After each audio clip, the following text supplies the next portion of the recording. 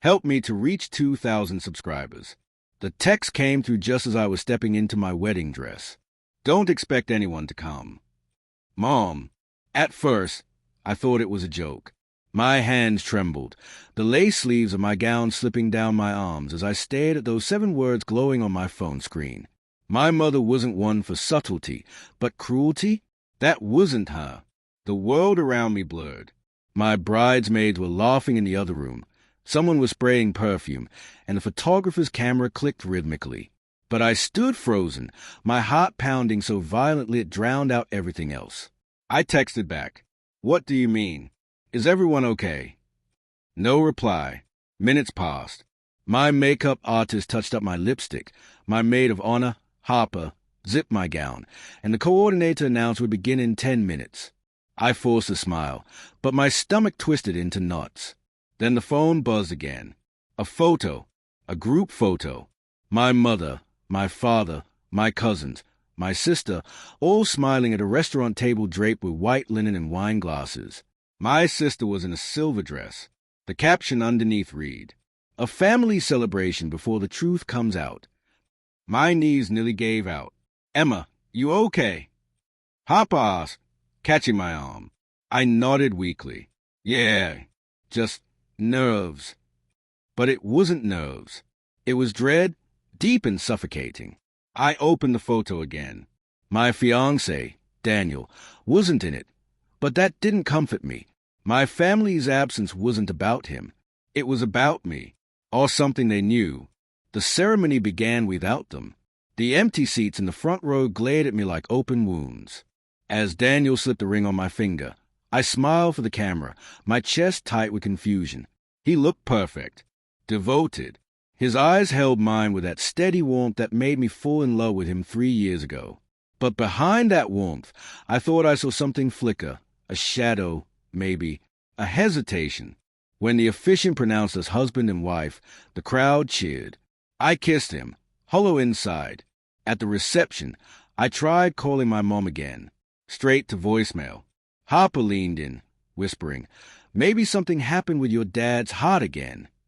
I wanted to believe that. I wanted any reason other than the one gnawing at my gut, that my family didn't come because they couldn't bear to watch me marry him. Then, during the first dance, Daniel leaned close and murmured, "Everything okay? You seem distracted." I smiled, hiding the tremor in my voice. "Just tired. It's been a long morning." He kissed my forehead. "I'll make it up to you tonight." His words felt mechanical, rehearsed. By the time dinner was served, I couldn't take it anymore. I slipped away from the ballroom, clutching my phone, scrolling through my messages again. The group photo glared at me like a secret too heavy to hold. Then I noticed something I hadn't before. Someone else was in that photo, barely visible, sitting at the far end of the table. Daniel's mother. A chill ran through me. She hadn't RSVP'd. She wasn't supposed to be in town.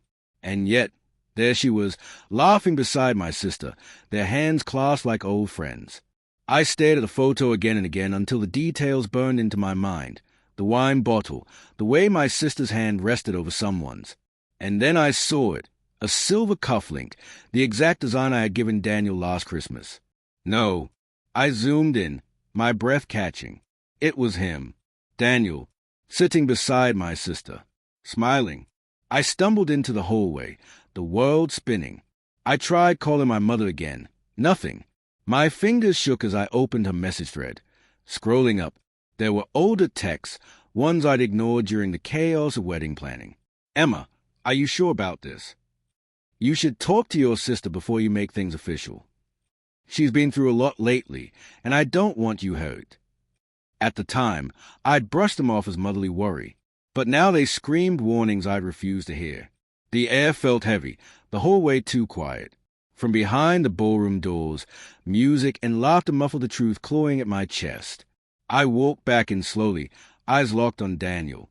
He was laughing with Harper now, his hand resting casually on her shoulder, his ring glinting under the chandelier. My throat tightened. I didn't know if I wanted to scream, cry, or faint. Instead, I forced myself to breathe and cross the room. "Can we talk?" I asked quietly, touching his arm. He smiled, Of course, Mrs. Collins. The title felt like poison. We slipped into a side corridor.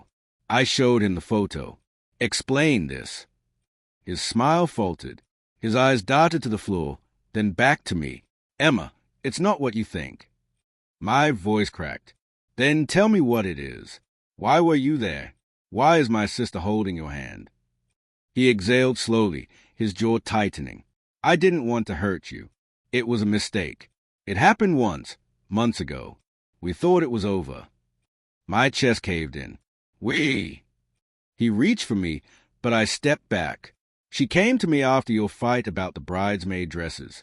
She was upset, crying. I don't know how it happened, but it did. I told her it meant nothing.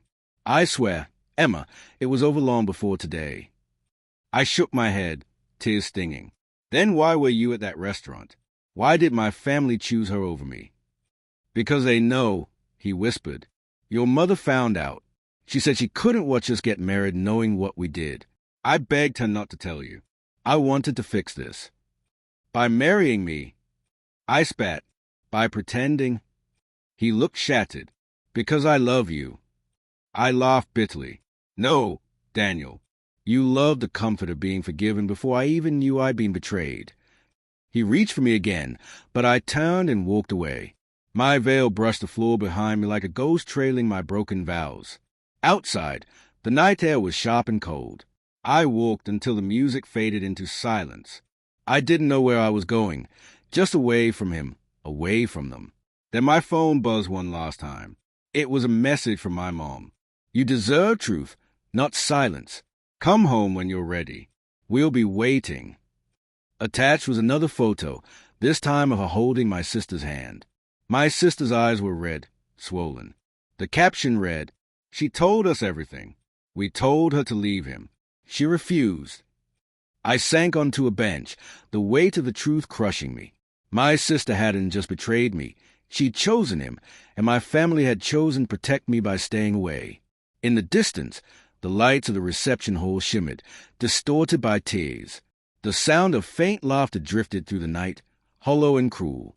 For the first time all day, I let myself cry, not for losing Daniel, but for losing the version of myself that believed love was safe. Because now I knew, love doesn't always end with vows and promises. Sometimes it ends with a text that says, Don't expect anyone to come.